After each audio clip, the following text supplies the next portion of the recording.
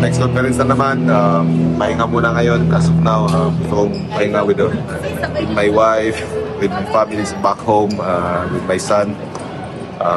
Marami ding oras na wala ako sa kanila dahil sa training, dito sa mga games. Hindi na kami nakakalabas dahil dito. Ganun talaga buhay. May panalo, may talo, pero move forward. Sabi ko nga sa sarili ko,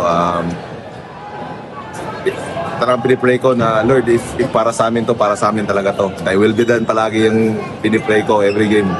Anong gusto mo Lord? Para sa amin talaga. And this is the outcome. We need to accept it and move forward. Ganun yung buhay. Alvin, pagod ba kayo?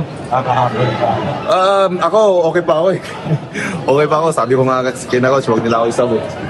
Pero I think sa mga times na I need to follow the coach's decision. Ganun naman talaga. I'm just a player of my coach. And yun lang. Ako, kaya ko pa. Kung may Game 7 pa, kaya ko pa. Pero yun nga, hats off to San Miguel. Did well. This conference talaga. Trabaho nila. And we fought back naman. Kinapos lang talaga. Vin, ano mas masakit? Yung last conference na natapos kayo sa Grand Slam o ngayon na parang... I think every losses naman masakit talaga eh. Pero yun nga, you need to move forward. Trust na lang sa Panginoon na talagang ayaw ibigay sa amin to. Sana next conference ibibigay na sa amin to. Moving forward is the best option as of now. Bye, love you, bye.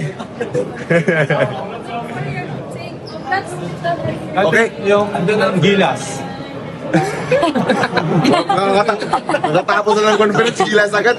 Mamaya na yan. Dito muna, focus muna ako sa family ko at sa recovery. May mga aches and pains na nararamdaman.